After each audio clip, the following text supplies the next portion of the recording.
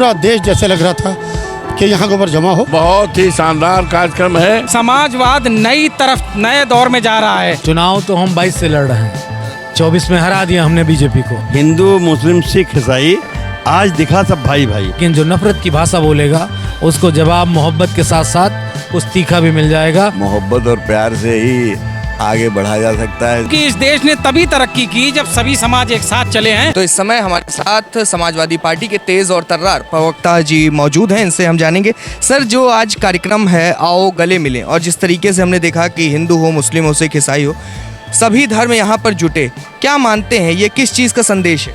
समाजवाद का यही संदेश है। समाजवाद हमको यही सिखाता है कि हम बराबरी की बात करें, हम हक अधिकार की बात करें, हम किसी धर्म से किसी जात से नफरत न करें। समाजवाद जो हमारे पुरखों ने, हमारे दुनिया के महानतम समाजवादियों ने, चाहे वो महान समाजवादी नेता डॉक्टर राम मनोहर लोहिया जी हों, चाहे जयप्रकाश जी हों, या महान समाजवादी नेता सदैव मुलायम सिंह यादव जी हों, इन सब लोगों का यही संदेश रहा कि जो संविधान ने हमको ताकत दी है, और संविधान से भी पहले इस देश की पहचान रही जो हमारे राष्ट्रीय अध्यक्ष जी ने कही कि इस देश ने सबको अडॉप्ट किया।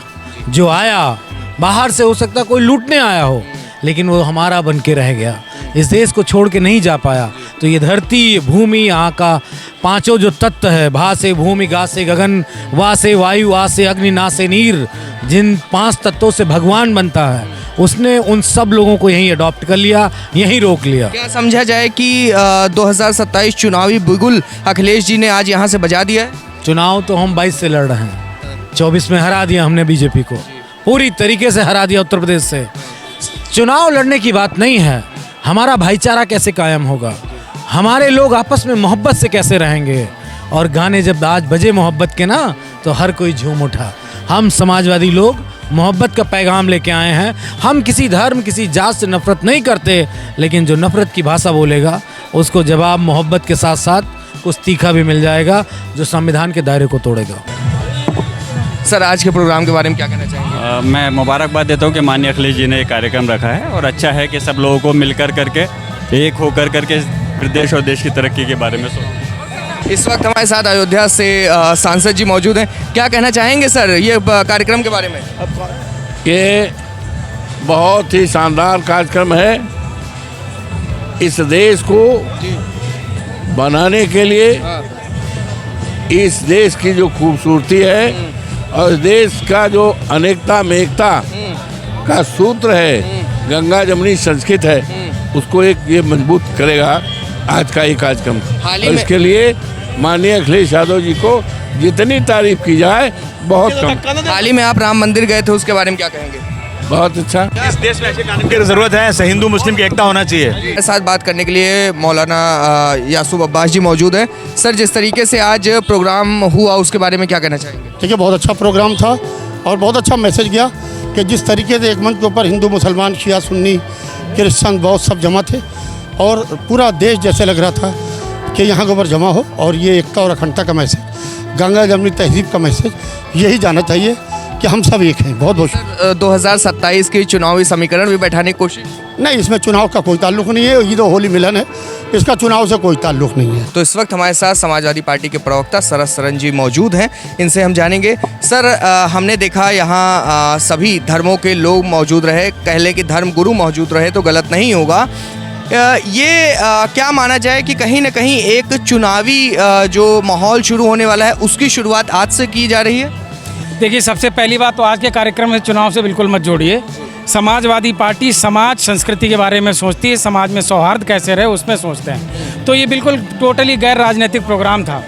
होली पे हम गले मिलते हैं, ईद पे हम गले मिलते हैं। आज सब ने मिल के, जो आपने गाना भी सुना होगा हिंदू मुस्लिम भाई भाई, सुनते हैं ना, क्योंकि आज ब्रायन सेलास जी को पियानो बनाने के लिए यहाँ क्यों बुलाया गया है? कहा गया है कि म्यूज़िक अपने आप में एक थेरेपी है।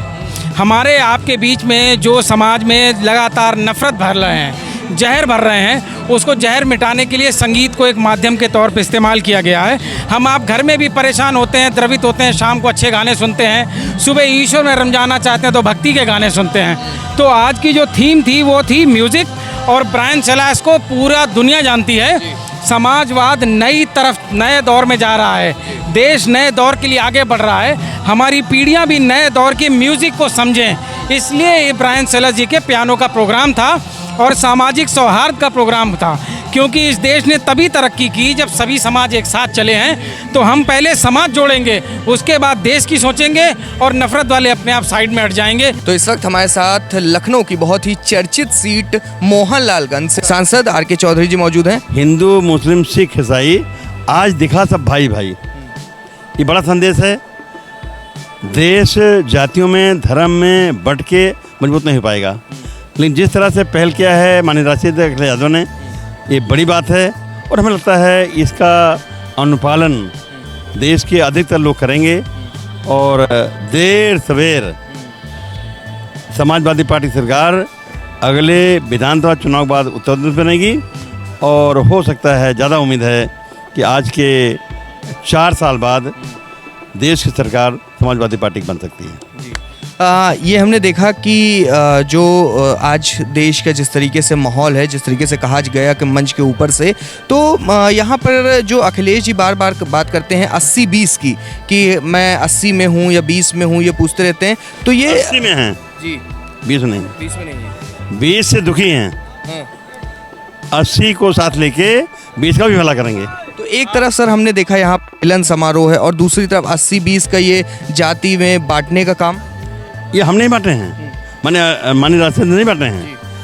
ये 2 किताबें हैं यहाँ, एक बाबा साहब डॉक्टर अम्बेडकर बनाया भारतीय संविधान और एक है मनुक बनाया मनुस्मृति। तो ये सारा मनुक तरफ है। वो चाहते हैं कि देश में जिन लोगों ने इस देश को बांट रखा है फिर से बांट दें।